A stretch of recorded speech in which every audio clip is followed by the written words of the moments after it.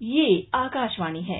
प्रस्तुत है कार्यक्रम सुर्खियों में। इसके अंतर्गत आज सुनिए केंद्र सरकार द्वारा चलाए जा रहे देशव्यापी कोविड-19 टीकाकरण अभियान पर स्वास्थ्य एवं परिवार कल्याण मंत्रालय के सचिव राजेश भूषण से आकाशवाणी संवाददाता कमल कुमार प्रजापति की विशेष बातचीत। टीकाकरण अभियान को और तेज गति प्रदान करने के लिए 21 जून से केंद्र सरकार द्वारा राज्यों और केंद्र शासित प्रदेशों को निःशुल्क टीके उपलब्ध करवाए जाएंगे और सरकार का जैसा कि निर्णय है कि टीका निर्माताओं से सीधे 75% टीके खरीदकर केंद्र शासित प्रदेश और राज्यों को आवंटित किए जाएंगे। जानकारी के तौर पर हम आपसे जानना चाहेंगे कि राज्यों को कोविड-19 टीकों की अभी कितनी खुराक आवंटित हो चुकी हैं और इससे किस हद तक हम टीकाकरण अभियान को सफल बनाने में देश में अभी सफल हो पाए हैं। हमने राज्यों को 29 करोड़ 46 लाख डोजेज उपलब्ध कराई हैं। इससे कुछ ज्यादा ही विश्व में केवल 3 ही देश ऐसे हैं जिन्होंने 27 करोड़ या उससे अधिक डोज एडमिनिस्टर किए हैं,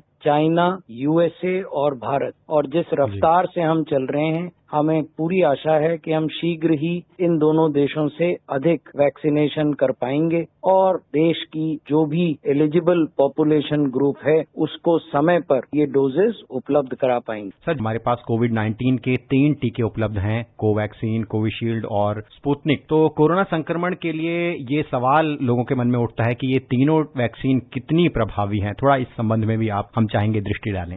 प्रभावी या एफिकेशियस के बारे में WHO का ये कहना है कि कोई भी कोविड की वैक्सीन जो कि क्लिनिकल ट्रायल्स में यदि वो 60% या उससे अधिक एफिकेसी दर्शाते हैं तो उनको इस कार्यक्रम में प्रयोग में लाया जा सकता है। और हम जो वैक्सीन का उपयोग कर रहे हैं, चाहे वो कोविशील्ड हो या कोवैक्सीन हो या स्पुतनिक हो और आने वाले दिनों में अन्य जो देश के भीतर वैक्सीन बन रही हैं वो हों, इन तीनों वैक्सीनों में जो अभी प्रयोग की जा रही हैं ये तीनों 70% से लेकर 90% एफिकेशियस होने की रेंज में आती हैं। एक और प्रश्न जो अक्सर लोग पूछते हैं कि अभी भविष्य में और कौन से टीके हमारे देश में उपलब्ध होंगे? देखिए, भारत एकमात्र ऐसा देश है विश्व में जिसके पास अपने देश में मैन्युफैक्चर किए जा रहे 2 टीके उपलब्ध हैं। ये एक महत्वपूर्ण बात है। और आने वाले दिनों में जाइडस कैडिला का टीका है ZyCoV-D, ये DNA प्लेटफॉर्म पर आधारित है। इनके क्लिनिकल ट्रायल पूरे हो जाएंगे और ये भारत के ड्रग्स कंट्रोलर जनरल के समक्ष अपना आवेदन करेंगे कि इनको भी अनुमोदन दिया जाए। उसके तुरंत बाद भारत की ही एक अन्य कंपनी है जिसका नाम है बायोलॉजिकल इवेंट्स या BioE। ये कंपनी भी एक टीका बना रही है जो कि अगस्त या सितंबर के दौरान ये इस स्थिति में होंगे कि इनके क्लिनिकल ट्रायल पूरे हो जाएं और ये ड्रग्स कंट्रोलर जनरल के पास आवेदन लेकर आएं अनुमति देने के लिए। साथ ही साथ एक और कंपनी है जो मैसेंजर RNA के प्लेटफॉर्म पर, mRNA प्लेटफॉर्म पर एक टीका बना रही है। इस कंपनी का नाम है जीनोवा और ये भी साल के अंत होने से पहले पहले ड्रग्स कंट्रोलर जनरल के पास अनुमति का आवेदन लेकर आएंगे। इसके अतिरिक्त भारत बायोटेक इंटरनेशनल लिमिटेड, जिनका कोवैक्सीन टीका अभी प्रयोग में लाया जा रहा है देश के कार्यक्रम में, ये एक नेजल ड्रॉप वैक्सीन पर क्लिनिकल ट्रायल कर रहे हैं और ये भी इसी साल इस वैक्सीन के अनुमोदन के लिए ड्रग्स कंट्रोलर जनरल के पास आएंगे। तो आप ये मानकर चलिए कि हमारे पास आने वाले दिनों में कोविड के खिलाफ लगने वाले टीकों की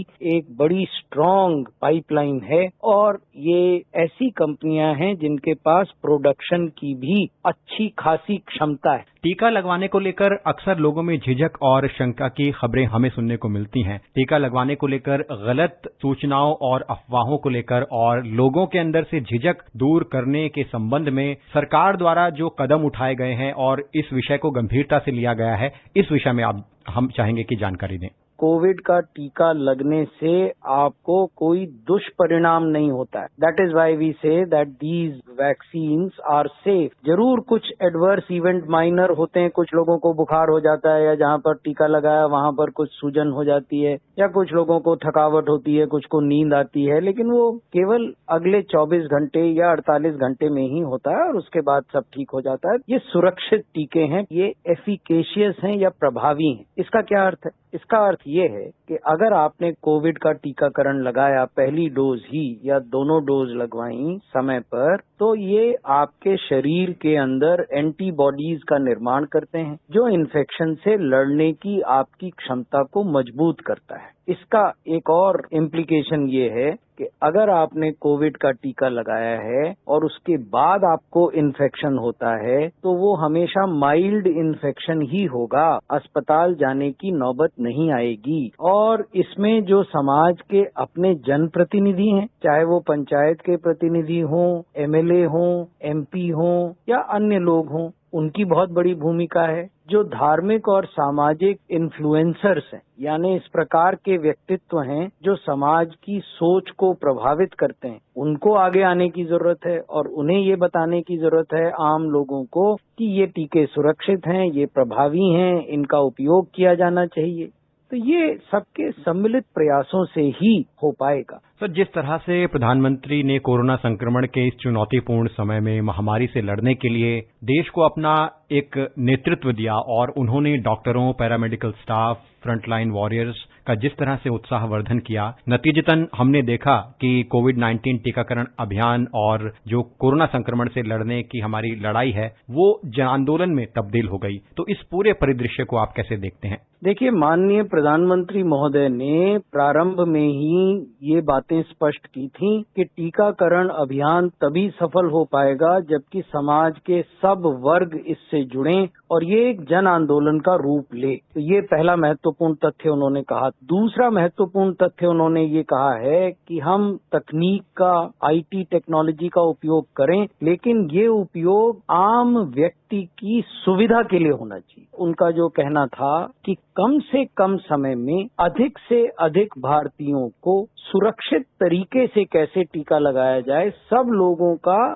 सोच और सब लोगों का प्रयास उस दिशा में होना चाहिए। प्रारंभ से ही माननीय प्रधानमंत्री जी ने न केवल जो हमारे फ्रंटलाइन वर्कर्स हैं बल्कि हेल्थ केयर वर्कर्स, इन सब के साथ निरंतर संवाद किया है। राज्यों के माननीय मुख्यमंत्रियों जी से संवाद किया है, राज्यों के ऑफिसर्स, पदाधिकारियों से संवाद किया है। तो इससे एक मैसेज जाता है, यानी ये किसी राज्य का अभियान नहीं है, ये एक राष्ट्रीय अभियान और इसमें सबको पूरे मनोयोग से लगना होगा, तभी हम इस महामारी को रोक पाएंगे। दूसरी लहर के बाद कितना आवश्यक है इस समय में कि हम कोविड एप्रोप्रिएट बिहेवियर अपनाएं? गृह मंत्रालय ने 5 सिद्धांतों पर बल दिया है। पहला सिद्धांत है कि हम टेस्टिंग को एक निर्धारित स्तर पर रखें। दूसरा है कि ट्रैकिंग, यानी जो लोग टेस्ट में पॉजिटिव आए उनके निकट संबंधों को हम खोजें, ट्रैक करें और उनकी टेस्टिंग करें। तीसरा है ट्रीटमेंट, समय पर लोगों को अस्पताल में बेड मुहैया हों और उनकी सही चिकित्सा हो सके। चौथा है कोविड के अनुकूल आचार और व्यवहार, यानी हम मास्क पहने, ढंग से पहने, हम अपने हाथों को लगातार धोएं साबुन और पानी से। अंत में ये कहा गया कि हम वैक्सीनेशन पर ध्यान दें। तो ये 5 स्तंभों पर आधारित रणनीति का पालन करते हुए कैलिब्रेटेड रीओपनिंग हो, ये परामर्श भारत सरकार के गृह मंत्रालय ने सभी राज्यों को दिया है। सर, जिस तरह से हम विश्व के सबसे बड़े निशुल्क कोविड टीकाकरण अभियान को सफल बनाने की ओर अग्रसर हैं, तो ऐसे में देश के नागरिकों के लिए अंत में हम आपका संदेश चाहेंगे। हमारा निवेदन ये है कि भीड़ भाड़ वाली जगहों से बचें, खुद भी भीड़ न लगाएं, मास्क पहने, हाथ धोएं, टेस्ट, ट्रैक और ट्रीट की जो रणनीति है उसका पालन करें और अपनी बारी आने पर टीका अवश्य लगाएं। कार्यक्रम में आप जुड़े, आपका बहुत बहुत धन्यवाद। धन्यवाद। अभी आप सुन रहे थे केंद्र सरकार द्वारा चलाए जा रहे देशव्यापी कोविड-19 टीकाकरण अभियान पर स्वास्थ्य एवं परिवार कल्याण मंत्रालय के सचिव राजेश भूषण से आकाशवाणी संवाददाता कमल कुमार प्रजापति की विशेष बातचीत। ये कार्यक्रम आकाशवाणी के समाचार सेवा प्रभाग द्वारा प्रस्तुत किया गया। इसे आप हमारे mobile app news on AIR और YouTube channel news on AIR official पर भी सुन सकते हैं। इस कार्यक्रम के संबंध में अपनी प्रतिक्रिया आप हमें ईमेल कर सकते हैं। पता है AIRNSTtalks@gmail.com। ये कार्यक्रम फिर से सुनने के लिए लॉग ऑन करें हमारी वेबसाइट newsonair.nic.in।